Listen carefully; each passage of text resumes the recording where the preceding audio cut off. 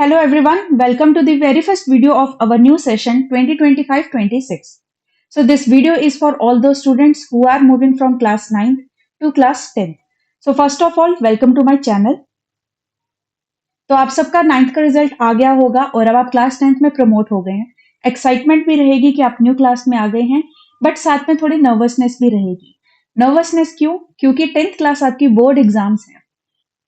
तो आपको first time board exams देने हैं, तो हो सकता है कि आपको बहुत से डाउट्स हों, आपको बहुत नर्वसनेस रही हो कि कैसे हम क्लास 10th को पढ़ेंगे, कैसे हम सिलेबस को कवर करेंगे, क्या क्लास 10th हमारी 9th से डिफिकल्ट है या नहीं, या हमें पूरा साल पढ़ना पड़ेगा या कुछ एक्साइटमेंट रहेगी। तो इस तरह के जितने भी क्वेश्चंस हैं आज इस वीडियो में हम सब कवर करेंगे। सो समझेंगे हम कि बोर्ड एग्जाम्स का एक्चुअली मतलब क्या होता है और हम अपने सिलेबस को कैसे कंप्लीट करेंगे, किस तरह से पढ़ना रहता है। क्योंकि मैं इस चैनल पर मैथ्स पढ़ाती हूँ, तो मैं यहाँ पे आपको बताऊंगी कि आपको मैथ्स को कैसे पढ़ना है, क्या स्ट्रेटेजी रहनी चाहिए, सिलेबस को कैसे अंडरस्टैंड करना है, एक एक पॉइंट को बहुत अच्छे से डिटेल में बताऊंगी। वीडियो को लास्ट तक देखना, क्योंकि आपको इस वीडियो में पूरी कंप्लीट स्ट्रेटेजी भी पता चलेगी मैथ्स को पढ़ने की, और बोर्ड एग्जाम से रिलेटेड जितने भी डाउट्स हैं वो सब कवर भी होंगे। पर अगर मैं इन शॉर्ट बोलना चाहूँ तो मैं आपको यही बोलूंगी कि क्लास 10th क्लास 9 से बहुत ईजी है। अब इजी क्यों है वो हम देखेंगे डिटेल में। सबसे पहले अगर हम बात करें कि हमें क्यों इतना प्रेशर है, हम क्यों इतने एंशियस हैं, नर्वसनेस है हमें, तो ऐसा है कि क्लास 9th में क्या आपका एकेडमिक प्रेशर जो है वो थोड़ा कम रहता है, क्योंकि आपके जो 9th के एग्जाम्स होते हैं वो आपके स्कूल के एग्जाम्स होते हैं, आपके कोई भी बोर्ड एग्जाम्स नहीं रहते। वही अगर हम 10th की बात करें तो 10th क्लास में हमारा एकेडमिक प्रेशर ज्यादा रहता है और हमारे बोर्ड एग्जाम्स हैं। ऐसा हम सोचते हैं कि हमें 9th क्लास में कम पढ़ना पड़ेगा क्योंकि बोर्ड एग्जाम्स नहीं है, क्लास 10th में हमें ज्यादा पढ़ना पड़ेगा क्योंकि हमारे बोर्ड एग्जाम्स हैं।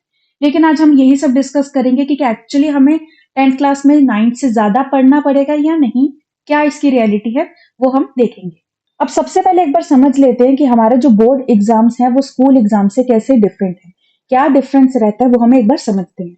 अब अगर जैसे हम बात करें सीबीएसई की, तो सीबीएसई में क्या है, ऑल इंडिया लेवल पर सीबीएसई एग्जाम्स कंडक्ट करवाती है। सीबीएसई हमारी एक बोर्ड है जो कि एग्जाम्स कंडक्ट कराती है।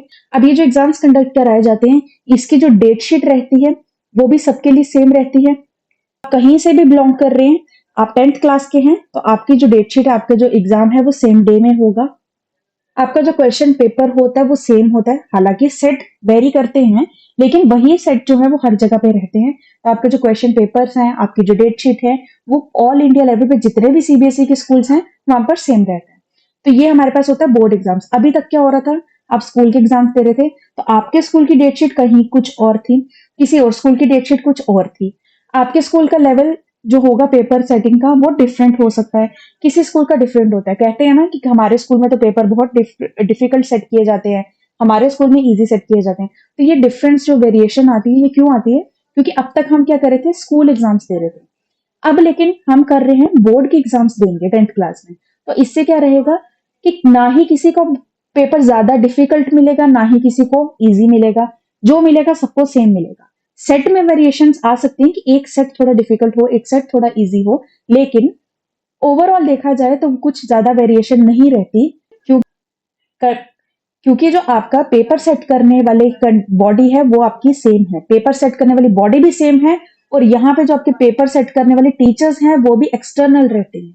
ये बहुत बड़ा फैक्टर है जो आपके पेपर्स के लेवल को सेट करता है। अगर एक्सटर्नल टीचर्स रहेंगे तो यहाँ पे कुछ किसी भी तरह की कोई पार्शियलिटी नहीं रहती कि हमारे स्कूल में तो पेपर इस तरह से सेट किए जाते हैं, हमारे स्कूल में पेपर इजी सेट किए जाते हैं, तो वो सब चीजें नहीं रहती। तो सबसे पहला डिफरेंस क्या रहता है, हमारे पास स्टैंडर्डाइज पेपर सेटिंग रहती है। एक्सटर्नल टीचर्स जो है वो पेपर आपके सेट करते हैं, जबकि स्कूल में क्या होता था, हमारे ही स्कूल के टीचर्स हमारे पेपर सेट करते थे।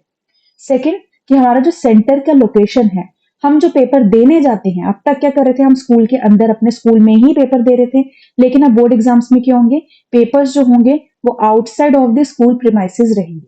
आपके पेपर जो है वो आपके अपने स्कूल में नहीं होंगे, कहीं और होंगे। ये हमारे पास सेकेंड डिफरेंस आता है। थर्ड हमारा होता है पेपर चेकिंग का। पेपर चेकिंग में क्या है कि जो हमारी इवेल्युएशन होती है, जो हमारी पेपर चेकिंग होती है, वो भी कोई एक्सटर्नल एनोनिमस इवेल्युएटर्स ही कर रहे होते हैं। मतलब कि पेपर सेटिंग से लेकर पेपर चेकिंग तक हर कोई आपका एक्सटर्नल टीचर होता है। कोई भी आपके स्कूल के टीचर आपका पेपर नहीं चेक करे, ना ही आपके स्कूल के टीचर्स आपका पेपर बना रहे हैं। सब कुछ एनोनिमस है, सब कुछ एक्सटर्नल टीचर्स के द्वारा किया जा रहा है, इसलिए यहाँ पर एक तरह की फेयरनेस देखी जाती है। तो यही सब कारण है जो आपके बोर्ड के एग्जाम्स को इजी बनाता है स्कूल के एग्जाम से। जहां पर आपके मन में ये नहीं रहेगा कि मेरे स्कूल में पेपर डिफिकल्ट सेट होता है तो मेरी परसेंटेज कम आई है, हमारे स्कूल में पेपर इजी सेट होता है इसलिए हमारी परसेंटेज ज्यादा आई है। जो है वो एक ही कंडक्टिंग बॉडी के अंदर है, जो कि हमारी सीबीएसई। अब अगर मैं बोर्ड एग्जाम्स की बात करूं तो सिर्फ सीबीएसई एक हमारा बोर्ड नहीं है। बोर्ड एग्जाम्स हमारे बड़ी तरह से होते हैं। हमारे पास एक स्टेट बोर्ड भी रहता है जो हमारे हर एक स्टेट से वेरी करता है। हर स्टेट का अपना अपना एक बोर्ड होता है, उस स्टेट में पेपर जो होंगे वो एक तरह के रहेंगे। इसी तरह से हमारे पास सीबीएसई के अलावा बाकी बोर्ड्स भी रहते हैं। सो ये हमने समझ लिया कि हमारे बोर्ड एग्जाम्स जो है वो कैसे स्कूल एग्जाम से डिफरेंट है। तो ये हमारे पास मेन फैक्टर्स हैं। तो इसीलिए मैं आपको कह रही हूँ कि हमारे पेपर्स इजी होते हैं। अब इजी मैथ की बात करें तो मैथ हमारा कैसे इजी है 9th से, वो भी हम समझेंगे। अब जैसे हमने समझा कि बोर्ड एग्जाम्स और स्कूल एग्जाम्स में क्या डिफरेंस है, वैसे हम एक बार समझ लेते हैं कि हमारे लिए 10th एग्जाम्स जो है, बोर्ड एग्जाम्स जो है, वो इतने इंपॉर्टेंट क्यों हैं। सो अगर हम बात करें कि 10th क्लास बोर्ड एग्जाम्स की इंपॉर्टेंस, तो सबसे पहले इंपॉर्टेंस तो यही है कि आपका जो 10th क्लास का जो बोर्ड एग्जाम्स हैं वो सेंट्रल एग्जाम्स है, जो कि आपके लिए एक एजुकेशनल ट्रांजिशन मार्क करेगा। मतलब कि अभी तक आप स्कूल में एग्जाम्स दे रहे थे, आपके स्कूल बॉडी कंडक्ट करा रही थी, आपके अपने स्कूल से एग्जाम्स कंडक्ट करा रहे थे, चेक कर रहे थे। अब क्या होगा, सेंट्रल लेवल पर आप पेपर देंगे तो आपके लिए ये एक तरह का चेंज आएगा, एजुकेशनल चेंज आएगा। अभी तक आप सिर्फ अपने स्कूल के स्टूडेंट्स के साथ कंपीट कर रहे थे, लेकिन अब आप ऑल इंडिया लेवल पे जितने भी स्टूडेंट्स हैं उन सबके साथ कंपीट करेंगे। तो एक तरह से ये आपका चेंज आएगा और ये बहुत पॉजिटिव चेंज है, क्योंकि आपका एक कॉम्पिटेटिव लेवल जो है वो इंक्रीज होता है। सेकेंड थिंग कि आपको ये स्ट्रीम सिलेक्शन में बहुत इंपॉर्टेंट रोल प्ले करता है। 10th क्लास आपके लिए क्यों इतनी क्रूशियल है, क्योंकि 10th क्लास के जो मार्क्स आएंगे और कहीं ना कहीं जो आपका इंटरेस्ट रहेगा सब्जेक्ट्स में, वही मैटर करता है कि आप आगे जाके 11th क्लास में क्या स्ट्रीम चूज करेंगे। मतलब कि medical, non medical, arts, commerce, आपको क्या चूज करना है वो आपको 10th के बाद ही चूज करना होता है, 11th में जाकर। तो 10th क्लास में आपके मार्क्स कैसे आते हैं या आपके चॉइसेस क्या है, आपके सब्जेक्ट प्रेफरेंस क्या है, उसके बेसिस पे आप 11th में चूज करते हैं। तो इसलिए 10th आपके लिए क्रूशियल इसीलिए है। इसलिए कहा जाता है कि बोर्ड एग्जाम बहुत इंपॉर्टेंट है, क्योंकि यहां से आपके लिए एक चेंज आएगा 11th क्लास में। थर्ड थिंग कि आपको ये फ्यूचर एग्जाम्स के लिए प्रिपेयर कराता है ना। फ्यूचर एग्जाम्स के लिए कैसे, जैसे मैंने बोला कि अभी आप सिर्फ स्कूल के स्टूडेंट्स के साथ कंपीट कर रहे थे, लेकिन अब आपको ऑल इंडिया लेवल के स्टूडेंट्स के साथ कंपीट करना है। तो एक तरह से ये आपके लिए फाउंडेशन बन जाएगा कॉम्पिटेटिव एग्जाम्स के लिए। आगे आने वाले जितने भी आपके कॉम्पिटेटिव एग्जाम्स हैं, जैसे आपने सुना होगा कि यूपीएससी का है, नीट का है, आईआईटी है, ये है वो है, जितने भी कॉम्पिटेटिव एग्जाम्स, उसके लिए आपको प्रिपेयर रहेंगे कि मैंने इतने बच्चों के साथ कंपीट करना है, क्योंकि आप यहाँ पे 10th क्लास में ऑलरेडी कंपीट करते आ रहे हैं। And fourth thing, development of skills. Now skills कैसे, आपको डिसिप्लिन और टाइम मैनेजमेंट बहुत आपका इनहैंस होगा, क्योंकि पेपर आपको देना है, आपको अच्छे से अपना पढ़ना आना चाहिए, किस तरह से पढ़ना है, आपको एक प्रॉपर टाइम टेबल बनाना आना चाहिए, हर चीज आपको समझ आनी चाहिए। एंड टाइम मैनेजमेंट भी कि किस तरह से हमें सिलेबस टाइम में कंप्लीट करना है। ये जितने भी तरह की आपकी डिसिप्लिन होते हैं, स्किल्स होते हैं, ये आपके डेवलप 10th में ही होते हैं। मतलब 9th तक आपने जैसे पढ़ा अपने स्कूल्स के अकॉर्डिंग किया, लेकिन 10th में आपको जो भी पढ़ना है, आपको सिर्फ स्कूल को कंसीडर करके नहीं करना, आपको पूरा बोर्ड को कंसीडर करके करना है। तो इसलिए 10th क्लास के जो एग्जाम्स हैं वो इंपॉर्टेंट होते हैं। और अगर कोई चीज इंपॉर्टेंट है तो उसको कहा जाता है कि आप अच्छे से पढ़िए।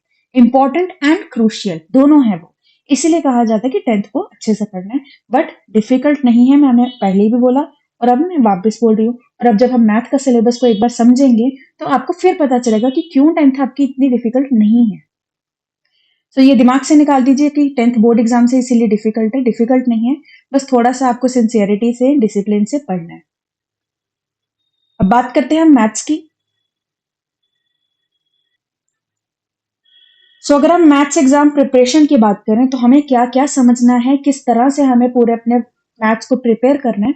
सबसे पहले तो हमारा होता है सिलेबस को अंडरस्टैंड करना, सिलेबस को समझना कि हमारा सिलेबस क्या है। देखेंगे इसको कि सिलेबस में एक्चुअली कैसे देखना होता है, सब कुछ हम डिटेल में देखेंगे। देन हमारे पास रहता है इफेक्टिव स्टडी टेक्निक्स, किस तरह से हमें पढ़ाई करनी है, उसकी इफेक्टिव स्टडी टेक्निक क्या रहेगी वो भी हमें पता होनी चाहिए। देन रिवीजन स्ट्रेटेजीज, आपने जो पढ़ लिया उसको रिवाइज किस तरह से करना है वो भी आपको पता होना चाहिए। देन एग्जाम्स के टाइम पे आपको एग्जाम्स प्रिपरेशन भी करनी है, वो भी कैसे करेंगे। एंड सबसे इंपॉर्टेंट जिसको सब लोग इग्नोर करते हैं वो है हमारा मेंटल प्रिपरेशन। आपकी मेंटल हेल्थ अच्छी रहेगी तभी आप ये सब कर पाएंगे, तो इसलिए मेंटल प्रिपरेशन भी बहुत इंपॉर्टेंट है। अब अगर हम बात करें सबसे पहले अंडरस्टैंडिंग द सिलेबस, तो सिलेबस में हमें क्या क्या देखना है समझते हैं उसको। सिलेबस अंडरस्टैंड करने में सबसे पहला आपको सिलेबस को रीड करना है। आपका जो भी मैथ्स का जो एनसीईआरटी बुक होगी, जो आपका इंडेक्स होगा, एक बार उसको गो थ्रू जरूर करना। सिर्फ नेम रीड करेंगे तो आपको तभी पता चल जाएगा कि हमारा जो 10th क्लास है वो तो एक्चुअली बहुत इजी है। क्योंकि अगर मैं कुछ एग्जांपल्स दूं, 9th क्लास में आपने फर्स्ट चैप्टर पढ़ा था नंबर सिस्टम, और 10th क्लास में आपका फर्स्ट चैप्टर है रियल नंबर्स। तो रियल नंबर्स क्या है, उसका जो बेसिक फाउंडेशन है वो आप 9th क्लास में ऑलरेडी पढ़ के आए हैं। तो जब आप 8th से 9th में आते हैं तब आपके लिए टॉपिक्स बहुत न्यू रहते हैं, लेकिन जब आप 9th से 10th में जाते हैं तो टॉपिक्स आपके बिल्कुल भी न्यू नहीं रहते। एक और एग्जांपल देती हूँ, कोऑर्डिनेट ज्योमेट्री आपने 9th क्लास में भी पढ़ा है, 10th क्लास में भी वही आपका कोऑर्डिनेट ज्योमेट्री है, बस एक दो फॉर्मूले बस ज्यादा है और उससे ज्यादा कुछ भी नहीं। सिमिलरली 9th क्लास में आपने सर्कल्स चैप्टर्स पढ़ा है। सर्कल चैप्टर जो है आपका 9th क्लास में, उसमें बहुत सारी थ्योरम्स थी, लेकिन अगर मैं 10th की बात करूं तो सिर्फ हमारे पास दो थ्योरम्स है। तो समझ रहे हैं कि 9th से कितना इजी हो गया आपका सर्कल चैप्टर 10th में। उसके बाद अगर हम बात करें ट्राइंगल्स चैप्टर की, तो ट्राइंगल्स आपने 9th में भी पढ़ा है, जहां पे आपने कॉन्ग्रुएंट ट्राइंगल की बात की थी। अब 10th में भी आपके पास ट्राइंगल चैप्टर है और लगभग कॉन्ग्रुएंट से रिलेटेड ही है, हमारा एक न्यू कॉन्सेप्ट है, लेकिन ट्राइंगल चैप्टर यहाँ पे भी है। फिर स्टैटिस्टिक प्रोबेबिलिटी आपने 9th में भी पढ़ी है, 10th में भी पढ़ी है। सरफेस एरिया एंड वॉल्यूम जो 9th में आपने इतने सारे फॉर्मूलेज लर्न किए थे, 10th क्लास में आपको सिर्फ उनको अप्लाई करना है। तो जितने आपकी मेहनत आपने 9th में की थी ना, 10th में उससे आधी मेहनत करनी है आपको चैप्टर्स को पढ़ने में। तो इसीलिए अगर आपको चैप्टर ही समझ आ गया, आपको अपना सिलेबस ही पता चल गया, तो आपका हाफ बर्डन तो यहाँ पे ही कम हो गया। इसीलिए मैंने कहा था कि आपका 10th जो है वो 9th से एक्चुअली ईजी है। तो ऐसे और भी बहुत चैप्टर्स हैं जहाँ पे आपके छोटे छोटे कॉन्सेप्ट जो है वो 9th से रिलेटेड ही होंगे। तो 9th में आपने न्यू पढ़ा था, लेकिन 10th में आपको न्यू नहीं पढ़ना, थोड़ा सा ही बस मेहनत करनी है। तो हमने सिलेबस को देखा, पहले हमने इंडेक्स देखा, हमने चैप्टर्स के नाम देखे क्या क्या है, और उसी से हमने आइडिया लगा लिया कि 9th में हमने ये सब पढ़ा था तो 10th में हमें यही करना है। देन हमने करना होता है वेटेज एनालिसिस। कौन सा चैप्टर कितनी वेटेज का है, कितनी मार्क्स का आता है, वो आपके लिए बहुत इंपॉर्टेंट है। कौन सा चैप्टर ऐसा है वो जो ज्यादा मार्क्स कैरी करता है, उसको ज्यादा इंपॉर्टेंस देनी पड़ेगी। कुछ चैप्टर्स आपके इजी हैं लेकिन मार्क्स कम कैरी कर रहे हैं, इजी हैं इसलिए उसको जल्दी जल्दी खत्म करना पड़ेगा। तो कौन से चैप्टर को किस तरह से पढ़ना है वो आपको कौन बताता है, आपकी वेटेज। कौन सा चैप्टर आपके कितने मार्क्स है वो डिपेंड करता है। और ये बहुत इंपॉर्टेंट है, डिलीटेड टॉपिक्स। अगर आपके पास पुरानी बुक्स हैं या फिर आप पुराने क्वेश्चन पेपर्स को देख रहे हैं, तो उसमें हो सकता है कुछ क्वेश्चंस ऐसे हों जो आपके इस बार के डिलीटेड टॉपिक्स में से आए हों। तो आपको पता होना चाहिए कि आपके सिलेबस में कौन कौन से टॉपिक्स आपके डिलीटेड हैं। क्योंकि बच्चे यहाँ पे गलती करते हैं, सब कुछ पढ़ लेते हैं, डिलीटेड भी पढ़ लेते हैं, उनको पता ही नहीं होता एग्जाम के 2 दिन पहले भी कि ये हमारे सिलेबस में था भी या नहीं था। तो ये बहुत इंपॉर्टेंट है, इसको इग्नोर मत करना। तो ये हमने कर लिया सिलेबस को रीड। सिलेबस को रीड कैसे करना है बता दिया मैंने। सिलेबस को रीड के साथ साथ आपको वेटेज और डिलीटेड टॉपिक्स दोनों पर फोकस करना है। फिर उसके बाद जो हमारा सिलेबस है उसको हमने डिवाइड करना मैनेजेबल पार्ट्स में, कि कौन से टॉपिक्स हमारे इजी हैं, कौन से मॉडरेट है, कौन से डिफिकल्ट है। जैसे कि मैंने इजी में ही आपको बता दी, कुछ चैप्टर जो हमने 9th में ही पढ़े थे वही हैं, तो उनको हम इजी कंसिडर कर सकते हैं। कुछ थोड़े मॉडरेट हैं जिसमें थोड़ा थोड़ा कॉन्सेप्ट छोटा छोटा लगा होगा 9th वाला, ज्यादा नहीं। और कुछ डिफिकल्ट है जो कि आपने 9th में नहीं पढ़े, कुछ एक दो चैप्टर्स ही हैं ऐसे जो 10th में बिल्कुल न्यू आए हैं, तो उनको हम डिफिकल्ट कह लेंगे। हालांकि डिफिकल्ट नहीं होते बट कह लेंगे। तो इस तरह से हम अपने सिलेबस को एक बार डिवाइड कर लेते हैं, डिवाइड करते हैं ताकि हमें समझ आए कि हमने कौन से पोर्शन को जल्दी खत्म करना है, किसको हमने ज्यादा टाइम देना है। तो हमने ये कर लिया। फिर उसके बाद हम टॉपिक्स को अंडरस्टैंड करेंगे, हम टॉपिक्स को समझेंगे कि इसमें से कौन से टॉपिक्स हमने ज्यादा फोकस पे रखने हैं, किसको ज्यादा मेहनत करनी है, किसके ज्यादा क्वेश्चन प्रिपेयर करने हैं। देन एग्जाम पैटर्न भी देखेंगे हम कि हमारा जो पेपर है एक्चुअली वो किस तरह से आता है, क्या एग्जाम पैटर्न रहता है, कौन से चैप्टर से कितने कितने तरह के क्वेश्चंस आते हैं। तो मतलब हमारा एक जो ब्लू प्रिंट होता है, ब्लू प्रिंट भी बहुत इंपॉर्टेंट होता है जब हम बात करते हैं सिलेबस को अंडरस्टैंड करने की। तो ये सब हो गया हमारा सिलेबस को अंडरस्टैंड करने की जो हम बात कर रहे हैं। अब हमें अपना स्टडी शेड्यूल को कैसे प्रायोरिटाइज करना है, हमें किस तरह से पढ़ना है, हमारा शेड्यूल कैसा होना चाहिए।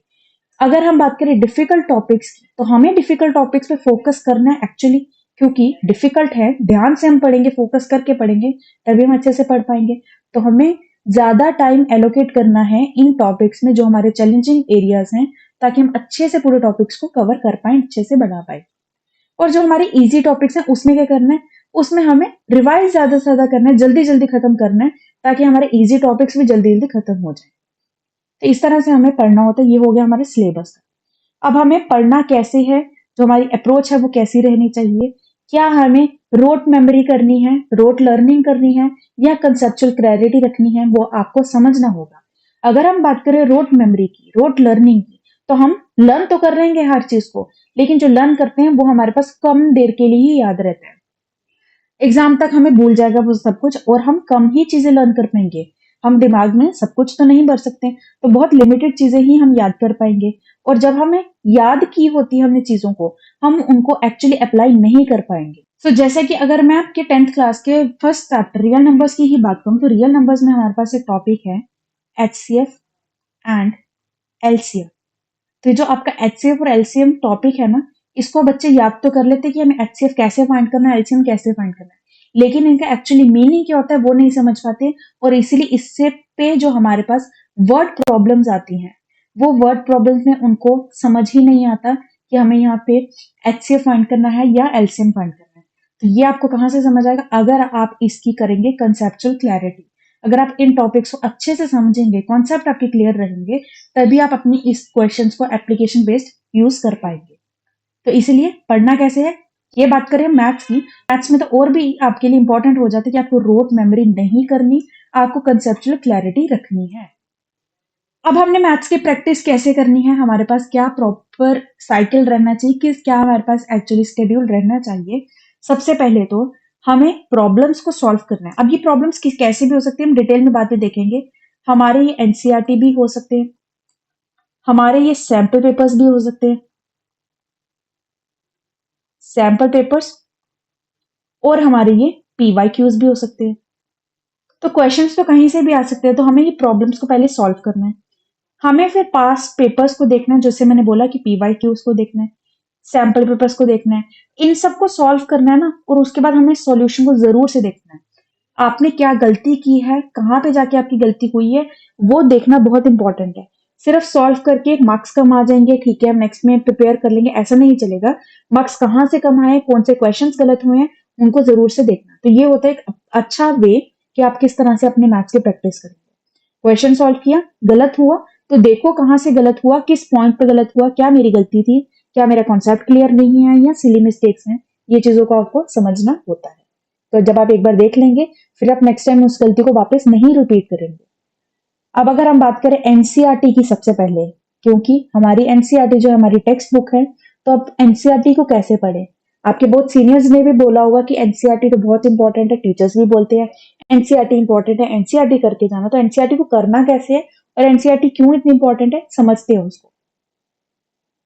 अगर हम करें बात एनसीईआरटी टेक्स्ट बुक की, तो इसमें हमारे पास कॉम्प्रिहेंसिव सिलेबस कवरेज रहती है। जितना भी आपका सिलेबस है जो आपके एग्जाम में आना है, वो सारा का सारा आपके एनसीईआरटी में ही दिया गया। तो एनसीईआरटी में हमारे पास चैप्टर वाइज कॉन्सेप्ट रहते हैं, चैप्टर्स होते हैं, चैप्टर्स में हमारे पास कॉन्सेप्ट रहते हैं। तो सबसे पहले तो हम अगर चैप्टर्स कंप्लीट करते जाएंगे, हमारे चैप्टर वाइज कॉन्सेप्ट क्लियर होते जाएंगे। देन एनसीईआरटी इतनी प्यारे तरह से डिजाइन की गई है कि उसमें हमारे पास एक एक चीज की बहुत अच्छे से डिटेल्ड एक्सप्लेनेशन है। हर एक टॉपिक के हमारे पास सॉल्व एग्जाम्पल्स भी हैं, और फिर एग्जाम्पल्स के बाद एक्सरसाइज है। तो आपके पास एक पूरे पैटर्न में एनसीईआरटी को डिजाइन किया हुआ मिला जाता है, जिसमें सबसे पहले एक टॉपिक आपको समझाया जाता है, पूरी थ्योरी होती है, फिर उसके बेस पे हमारे पास कुछ सॉल्व एग्जाम्पल्स रहती हैं। जब आप सॉल्व एग्जाम्पल्स को देख लेते हैं, फिर आप उसको एक्सरसाइज में क्वेश्चन को कंप्लीट सॉल्व करते हैं। तो अगर मैं बात करूं एनसीईआरटी की, तो आपके लिए इंपॉर्टेंट है कि आप एनसीईआरटी की हर एक एग्जाम्पल को बहुत अच्छे से सॉल्व करें। अब एनसीईआरटी के एग्जाम्पल्स के लिए बच्चे क्या करते हैं, एग्जाम्पल होती है उसको सिर्फ रीड करते हैं, रीड करने में तो समझ आ जाता है, तो हमें लगता है हमने समझ लिया, और फिर बाद में सीधा हम एनसीईआरटी के क्वेश्चंस पे, एक्सरसाइज क्वेश्चंस पे जंप कर जाते हैं। लेकिन अगर आप सॉल्व एग्जाम्पल्स को भी एक्सरसाइज की तरह ही सॉल्व करेंगे, तो आपके लिए क्वेश्चंस ज़्यादा अच्छे से सॉल्व होंगे, क्योंकि आप अगर कुछ गलती कर रहे हैं तो यहाँ पे तो आपको सॉल्यूशन साथ ही साथ दिया हुआ है एग्जाम्पल्स में, तो आप साथ ही में देख सकते हैं किस स्टेप में मेरी क्या गलती हुई है, उस स्टेप को मैंने कैसे सही करना है, एनसीईआरटी में क्या रीजन दिया गया है इसका, तो वो सारा कुछ आपको मिल जाता है एग्जाम्पल्स की हेल्प से। इसीलिए एग्जाम्पल्स को भी अच्छे से क्वेश्चन बैंक की तरह ही सॉल्व करो। फिर एक्सरसाइज की बात की मैंने, तो एक्सरसाइज करनी है, सारे क्वेश्चंस करने हैं, सभी एक्सरसाइजेस कवर करनी है, तो एक्सरसाइज के क्वेश्चंस कंप्लीट करने हैं। और आपने पीवाईक्यूज अगर आप एनालिसिस करें पीवाईक्यू, तो पीवाईक्यू डायरेक्टली और इनडायरेक्टली आपकी एनसीईआरटी से ही आते हैं, इसीलिए भी आपकी एनसीईआरटी इंपॉर्टेंट हो जाती है कि जितने भी आपके प्रीवियस ईयर क्वेश्चंस हैं उसको आप देखें, कभी कभी तो बिल्कुल डायरेक्टली एनसीईआरटी से उठा कर डाले जाते हैं, कभी इनडायरेक्टली थोड़ी कुछ वैल्यूज को चेंज करके एनसीईआरटी से डाले जाते हैं, इसलिए भी आपके लिए एनसीईआरटी इंपॉर्टेंट है। और सबसे इंपॉर्टेंट कि लास्ट मिनट रिवीजन के लिए एनसीईआरटी बहुत अच्छी है। जब आपके एग्जाम आ जाते हैं पास में, कुछ ही दिन रह गए हैं, तो जल्दी जल्दी से आप एनसीईआरटी बुक खोलें, जल्दी जल्दी रिवाइज करें, तो वह ज्यादा अच्छा रहता है। तो ये होता है आपको effective use of NCERT text book for board exam preparation. अब जब आपने एनसीईआरटी को अच्छे से समझ लिया है, पूरा फाउंडेशन आपने बना लिया है, आपको चैप्टर्स अच्छे से समझ आ गए हैं, क्वेश्चन सारे कर लिए हैं, लेकिन अब आप और भी कुछ अच्छा से करना चाहते हैं, तब आप रेफर करते हैं अपनी रेफरेंस बुक्स को। रेफरेंस बुक हो गई जैसे आपकी आर डी शर्मा हो गई, या फिर आर एस अग्रवाल भी हो गई, कुछ बच्चे आर एस अग्रवाल भी प्रेफर करते हैं, सब अच्छी हैं। तो बस एक रेफरेंस बुक अगर आप चाहते हैं तो जरूर लें, क्योंकि एनसीईआरटी के अलावा क्वेश्चंस आपको अगर कहीं करने हैं तो आपके पास एक रेफरेंस बुक होनी चाहिए, क्योंकि वहां पे और भी टाइप्स के क्वेश्चन होते हैं, हर एक टाइप के बहुत सारे क्वेश्चन रहते हैं, तो आप कोई भी रेफर कर सकते हैं, आर डी शर्मा या आर एस अग्रवाल में से कोई भी रेफरेंस बुक को पढ़ सकते हैं, लेकिन सबसे पहले आपको एनसीईआरटी करनी है, उसके बाद ही आपको रेफरेंस बुक पर जंप करना है। तो ये एक अच्छा वे होता है किस तरह से आपको पढ़ना है। अब आपने पढ़ लिया, आपको अप्रोच समझ आ गई है कि मुझे पढ़ना कैसे है, आपके रिसोर्सेज क्या होने चाहिए, एनसीईआरटी और रेफरेंस बुक होनी चाहिए। एग्जाम टाइम जब पे आपको सैंपल पेपर और पीवाईक्यूज को भी देखना है, लेकिन इनिशियली आप एनसीईआरटी और रेफरेंस बुक को साथ साथ लेके चलेंगे तो काफी अच्छा है वो भी। तो ये आपने सब कुछ समझ लिया। अब जब हमारे एग्जाम्स आने वाले हैं या हमें रिवीजन करनी है किसी भी चैप्टर की, तो हम रिवीजन कैसे करेंगे? रिवीजन के लिए हमारे पास समरी नोट्स होने चाहिए। समरी नोट्स क्या है? जैसे आप हर सब्जेक्ट्स के लिए नोट्स बनाते हैं, उसी तरह से मैथ्स के लिए भी आपको चैप्टर वाइज नोट्स बनाने हैं। सबसे पहले तो नोट्स आपके कंसाइज होने चाहिए। कंसाइज कैसे? कि आपने एक चैप्टर पे नोट्स बनाए, ऐसा नहीं कि आप एनसीईआरटी से पूरी पूरी थ्योरी लिख रहे हैं या आपको जो समझ आ रहा है वो पूरा का पूरा लिख रहे हैं। छोटे छोटे एक एक दो दो लाइन में आप लिखो, डेफिनेशन क्या है, किस टॉपिक में मुझे कैसे सॉल्व करना है, चाहे हिंदी में लिखो, इंग्लिश में लिखो, अपने लिए लिखना है तो कोई प्रॉब्लम नहीं है, आप किसी लैंग्वेज में लिख रहे हैं। बस नोट्स आपके ऐसे होने चाहिए कि लास्ट टाइम पे आपको रिवाइज करने में मुश्किल ना हो, आपको समझ आए कि मैंने ये क्या लिखा है।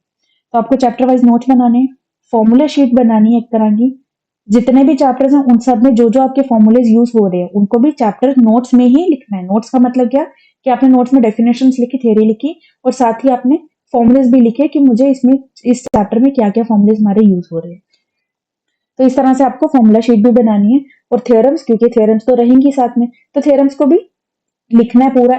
जिस थ्योरम में प्रूफ इंपॉर्टेंट है, प्रूफ भी सारे के सारे लिखने हैं। और साथ में आपके जो कॉन्सेप्ट है वो इसमें ही आ जाएंगे चैप्टर नोट्स में ही, कि आप कॉन्सेप्ट को लिख रहे हैं, चाहे हिंदी में लिखो चाहे इंग्लिश में, कि आपके चैप्टर में क्या क्या होना चाहिए। आपके चैप्टर्स में फॉर्मूलेस होने चाहिए, थ्योरम्स होने चाहिए और कॉन्सेप्ट तो होने ही चाहिए। इस तरह से आपके बनते हैं समरी नोट्स। जैसे अगर हम बात करें फर्स्ट चैप्टर की, तो मैंने लिखा यहाँ पे कि मेरा फर्स्ट चैप्टर है रियल नंबर। लिखा सबसे पहले जो जो टॉपिक्स है उसकी एक एक डेफिनेशन नहीं तो हिंदी में अपने लिए कि ये क्या मतलब होता है, इसका क्या मतलब है, एचसीएफ का मतलब क्या है, एलसीएम का क्या मतलब है, वो सारे लिखिए, उसको हम बोलेंगे कॉन्सेप्ट। फिर हमने फॉर्मुले जो यूज हो रहे हैं वो हमने फॉर्मूले सारे लिख लिए। और इस चैप्टर में अगर कुछ थ्योरम्स हैं तो हमने साथ में थ्योरम्स भी जल्दी जल्दी में लिख ली। तो 2 या 3 पेजेस में हमारा पूरा चैप्टर कंप्लीट हो जाएगा। और जो फॉर्मुलेज हैं उसको कहीं आप हाईलाइट कर लो ताकि दूर से आप जल्दी जल्दी देख पाएंगे, ये नहीं कि एक एक लाइन में आपको ढूंढना पड़े फॉर्मुलेज कहाँ लिखे हैं। तो इस तरह से आपको समरी नोट्स बनाने रहते हैं। सो आई होप यहां तक तो मैं क्लियर हूं अच्छे से। अब अगर हम बात करें एग्जाम्स टाइम की, तो आपको क्या क्या इंपॉर्टेंट है, मैंने जैसे बोला कि सैंपल पेपर्स और पीवाईक्यूज आपके लिए बहुत इंपॉर्टेंट है।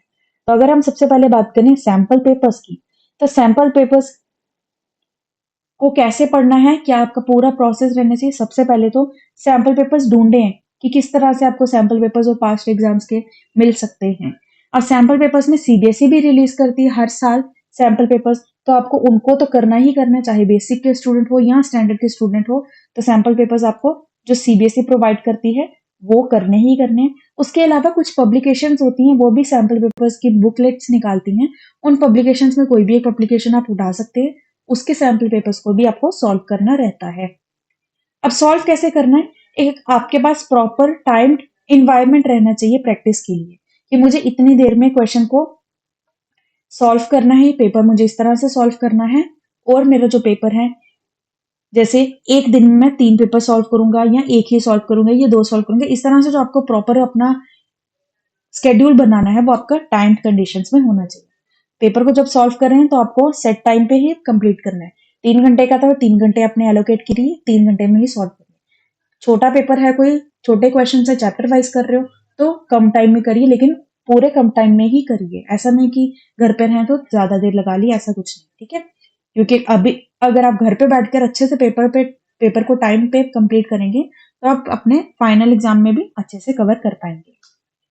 फिर उसके बाद अपनी परफॉर्मेंस को रिव्यू करिए। मैंने पहले भी बोला, बहुत इंपॉर्टेंट है कि आप अपनी मिस्टेक्स को एनालाइज करिए, अपने सॉल्यूशंस को अंडरस्टैंड करिए कि क्या गलती रही है और कैसे सॉल्व करना था। ये आपके लिए बहुत इंपॉर्टेंट रहेगा। और जब आपको अपनी गलती पता चलेगी, उनको इम्प्रूव करिए। अगर आपको पता है मैंने टाइम मैनेजमेंट में कोई मिस्टेक किया, मैंने टाइम पे तो अपना क्वेश्चन कंप्लीट नहीं कर पाया, तो उसको प्रैक्टिस को बढ़ाइए, जल्दी जल्दी क्वेश्चन को सॉल्व करिए। एग्जाम में मुझे किस तरह से लिखना है, शॉर्ट लिखना है, बड़ा लिखना है, रीजंस देने हैं नहीं देखने, डायग्राम बनानी है नहीं बनानी, जितने भी आपको एग्जाम से रिलेटेड प्रॉब्लम्स रहती हैं उनको घर पे ही सॉल्व करिए। तो ये सब आपको सैम्पल पेपर्स सॉल्व करके आपकी हेल्प हो जाएगी। ये आपको तब करना है जब आपके एग्जाम्स आ रहे होंगे, 1 डेढ़ महीना रह गया, आपका सिलेबस कंप्लीट हो गया हुआ है, तो ज्यादा से ज्यादा सैम्पल पेपर्स पीवाईक्यू को सॉल्व करिए। सैम्पल पेपर्स हमने देख लिए। अब पीवाईक्यूज की अगर हम बात करें, सो पीवाईक्यूज कि ज्यादा से ज्यादा प्रैक्टिस क्यों करनी है। सबसे पहले तो आपको एग्जाम पैटर्न समझने में हेल्प करता है। पीवाईक्यूज आपको बताता है कि आपका पेपर एक्चुअली आया कैसे होता है, पिछले साल हमारा पेपर किस तरह से आया था, कितने सेक्शंस थे, कितने क्वेश्चंस थे, इस चैप्टर से कितने क्वेश्चंस आए थे, कितने कितने मार्क्स के आए थे, वो सारा कुछ है जो एग्जाम का पैटर्न है वो कौन बताता है, PYQs. Then identify frequently asked question, कौन से ऐसे क्वेश्चन जो हर साल आते हैं। जैसे अगर मैं रियल नंबर चैप्टर्स की बात करूं, फर्स्ट चैप्टर की ही बात करूं, तो एक आपके पास प्रूफ का क्वेश्चन रहता है इरेशनल नंबर्स का, वो हर साल ही आता है। तो आपको वो आइडिया लग जाएगा ये तो हर साल आता है, इसको तो मुझे अच्छे से प्रिपेयर करना है। इसी तरह से हर चैप्टर्स में आपके पास कुछ ना कुछ क्वेश्चन रहते हैं जो हर साल आने ही आने हैं। तो आपको वो आइडिया लग जाता है कि ये क्वेश्चन आपके फ्रिक्वेंटली आस्क्ड क्वेश्चन है, इनको मुझे अच्छे से प्रिपेयर करना। तो ये आपको कौन बताएगा, प्रीवियस ईयर क्वेश्चन बताएंगे। Third thing, time management skills आपकी बिल्ड करते हैं। कैसे, आप पेपर्स को अगर आप सॉल्व करोगे, वही टाइम सेट करके सॉल्व करेंगे, जैसे सैंपल पेपर्स के लिए बताया, तो आपकी टाइम मैनेजमेंट इंक्रीज हो गई।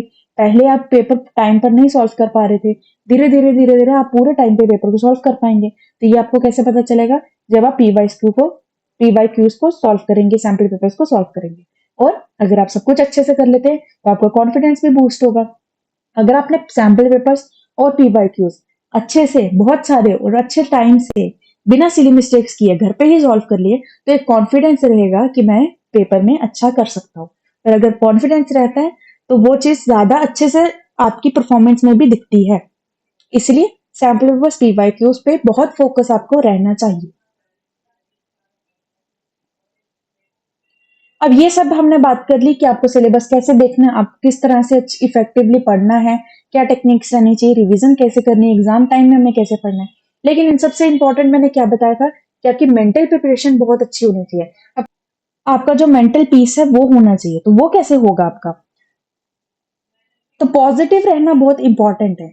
आपको अपनी एबिलिटीज पे बिलीव होना चाहिए कि मैं कर सकता हूँ, मैंने अच्छे से पूरा प्रिपरेशन किया है, मैंने अपना पूरा सिलेबस कंप्लीट किया है, तो मैं पेपर एग्जाम में भी अच्छा कर लूंगा। तो ये आपको पॉजिटिविटी अपने से ही लानी है। और वो कैसे आएगी, जब आप ज्यादा से ज्यादा प्रैक्टिस करेंगे, ज्यादा से ज्यादा सैंपल पेपर्स पीवाईक्यूज को सॉल्व करेंगे, तो आपको खुद ही कॉन्फिडेंस आएगा। और कॉन्फिडेंस आएगा तो आप अपने आप को पॉजिटिव करेंगे, मोटिवेट रखेंगे कि मुझे अच्छा स्कोर करना है। मोटिवेशन के लिए आप अपना एक टारगेट रख सकते हैं कि मुझे 95% या 98%, कुछ भी, इतना मुझे इस साल लाना है।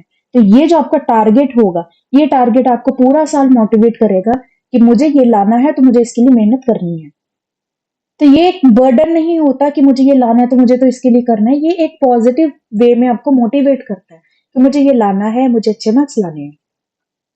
और पॉजिटिव थिंकिंग तो नो डाउट बहुत अच्छी रहती है। पॉजिटिव रहना कि मैं कर सकता हूँ, तो ये आपको पॉजिटिव करेगी थ्रू आउट योर सेशन। सो अब इन शॉर्ट अगर हम बात करें तो हमने क्या क्या देखा, हमें कैसे करना है। सबसे पहले आपको कॉन्सेप्ट को अच्छे से अंडरस्टैंड करना है। कॉन्सेप्ट आपके बिल्ड रहेंगे तभी आप पूरे ऊपर तक जा सकेंगे। तो कॉन्सेप्ट आपको अच्छे से अंडरस्टैंड रखने हैं, प्रैक्टिस करनी है रेगुलरली। अब मेरी बात समझे कि मैथ्स में प्लीज ऐसा मत करना कि आज पढ़ लिया कि 4 दिन बाद पढ़ रहे हैं। मैथ्स आपको रेगुलर पढ़ना है। मैंने आपको वीडियो के स्टार्ट में बोला कि 9th क्लास से इजी है 10th क्लास, लेकिन इसका मतलब ये नहीं कि आप पढ़ेंगे ही नहीं। इजी है in terms of your syllabus, कि सिलेबस आपका इजी है, आपने बहुत कुछ पढ़ लिया, लेकिन आपको पढ़ना कैसे है वो आपको 9th में नहीं समझती कि मुझे पीवाईक्यूज भी देखने हैं, मुझे सैम्पल पेपर्स भी देखने हैं। वो आपको कैसे समझ आएगी? अब आपने क्योंकि 10th में बोर्ड एग्जाम्स देने हैं, तो आपको उस कॉम्पिटेटिव लेवल तक प्रिपरेशन रखनी पड़ेगी। तो उसके लिए आपको रेगुलर प्रैक्टिस करनी है। डेली आपको मैथ्स पढ़ना ही पढ़ना है, चाहे कम करिए स्टार्टिंग में, पर करना है। एक और एक टारगेट रखिए कि मुझे इतने दिन में ये चैप्टर तो कंप्लीट करना है। तो रेगुलर प्रैक्टिस करनी है, इफेक्टिव रिवीजन करनी है। जब आपने पूरा अच्छे से चैप्टर अपना कवर कर लिया तो उसकी रिवीजन भी करनी है। 4 चैप्टर्स कर लिए, उसके बाद चारों को जाकर देखो कि मैंने ये 4 चैप्टर जो पढ़े थे उसके नोट्स क्या बनाए हैं, इन 4 चैप्टर में क्या क्या था, वो उसको साथ के साथ रिवाइज करो। और कॉन्फिडेंस तो इम्पोर्टेंट है ही।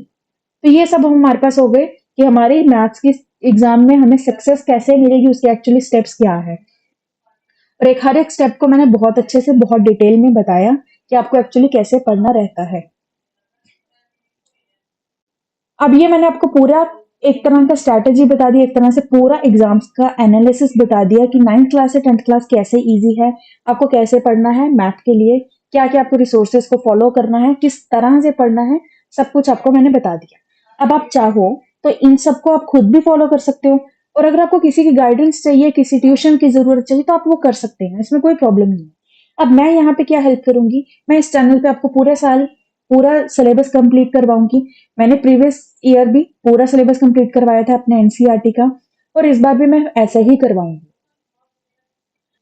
तो मैं अपने यूट्यूब चैनल पर आपको पूरा सिलेबस करवाऊंगी, और मुझे अपने लास्ट ईयर का ये जो पूरा सेशन गया है इसका इतना अच्छा पॉजिटिव फीडबैक मिला है स्टूडेंट से, जो आपके सीनियर्स रहे हैं अब, कि मैं वो और भी ज्यादा मोटिवेट हो गई हूँ कि मुझे अपना सिलेबस करवाना है। तो मैं आपकी पूरा साल हेल्प करूंगी। किसी तरह भी कोई प्रॉब्लम रहेगी आपकी तो आप मेरे को पर्सनली भी कांटेक्ट कर सकते हैं। मेरे Telegram channels, WhatsApp channel, WhatsApp groups को आप फॉलो कर सकते हैं। तो सबसे पहले आपको एक एंगेजिंग लर्निंग एनवायरनमेंट मिलता है, क्योंकि यहाँ पर हम सिर्फ वीडियोस को डालते नहीं है, ऐसा नहीं कि सिर्फ पढ़ा लेते हैं। आपको कुछ भी डाउट है आप मेरे को पर्सनली भी मैसेज कर सकते हैं। हमारे पास यहाँ पे व्हाट्सएप के ग्रुप्स बने हुए हैं, आप व्हाट्सएप ग्रुप्स को ज्वाइन कर सकते हैं, अपने साथ साथ बाकी स्टूडेंट्स के साथ भी डिस्कस कर सकते हैं। तो जितने भी 10th क्लास के स्टूडेंट्स हैं उन सबका एक ग्रुप अलग है, तो आप वहां पे जाकर अपने 10th क्लास के बच्चों के साथ भी डाउट्स पूछ सकते हैं। मेरे से कोई डाउट पूछने हैं तो पर्सनली मेरे से भी पूछ सकते हैं। व्हाट्सएप में आपको इजी लगता है तो व्हाट्सएप में ठीक है, टेलीग्राम पे इजी लगता है तो टेलीग्राम पे भी आप कर सकते हैं। तो लास्ट डे तक भी मैं आपकी पूरी की पूरी हेल्प करूंगी। कोई भी आपको छोटा सा छोटा डाउट है तो वो आपको मैं बताऊंगी। तो इसीलिए मेरा जो यहाँ पे इन्वायरमेंट रहता है वो एक क्लासरूम इन्वायरमेंट नहीं रहता, उससे कहीं ज्यादा रहता है, बहुत एंगेजिंग रहता है। और हमारा यहाँ पे सिलेबस पूरा कंप्लीट होता है। सिलेबस कंप्लीट के साथ साथ मैं यहाँ पे कोशिश करती हूँ मैं आपको एक्स्ट्रा क्वेश्चंस भी कराऊं, बोर्ड एग्जाम्स की प्रिपरेशन के लिए पीवाईक्यूज को भी सॉल्व करूं। उससे अलावा भी आपको कहीं पे भी कुछ हैक्स की जरूरत है, कोई टॉपिक्स ऐसे हैं जो आपको नहीं समझ आ रहे, इसको हम कैसे करें, उसको कैसे टैकल करें, उसके लिए क्या ट्रिक्स लगेगी, वो ट्रिक्स वो हैक्स जो है वो भी मैं आपको यहाँ पे करवाती हूँ। तो इसीलिए मैथ्स को कैसे आपको अच्छे से पढ़ना है, आपको कैसे मैथ्स को और इंटरेस्टिंग वे में पढ़ना है, वो आप इस चैनल पे आकर अच्छे से कर सकेंगे। और कॉन्सेप्ट की बात तो मत ही करिए, कॉन्सेप्ट तो आपके अच्छे से सारे के सारे बिल्ड होंगे, उसमें आप बेफिक्र रहिए। तो अगर आप मेरे चैनल को ज्वाइन करते हैं तो आपको पूरा साल मेरी तरफ से पूरी आपको हेल्प मिलेगी। सो अगर आपको ये आज मेरी वीडियो पूरी अच्छी लगी, आपको लगा कि मैंने अच्छे से पूरा समझाया आपको कि किस तरह से आपका मैथ्स का पूरा स्ट्रैटेजी रहना चाहिए, आपको पूरा साल कैसे पढ़ना है, कॉन्सेप्ट बिल्डिंग सिलेबस से लेकर एग्जाम पैटर्न, एग्जाम प्रिपरेशन तक, पूरा आपको पूरे साल का मैंने बता दिया कि कैसे रिवाइज करना है, एग्जाम तक भी आपको किस तरह से पढ़ना है, वो आपको अगर अच्छे से समझ आया है तो मेरे चैनल को सब्सक्राइब करना, ताकि आप पूरा सिलेबस मेरे साथ कवर कर सके। और मेरे साथ जुड़ने के लिए डिस्क्रिप्शन बॉक्स पे आपको यहाँ पे टेलीग्राम चैनल, व्हाट्सएप ग्रुप्स के लिंक दिए गए हैं। वहां पर जाकर आप मेरे चैनल्स को ज्वाइन कर सकते हैं और मेरे साथ पर्सनली जुड़ सकते हैं।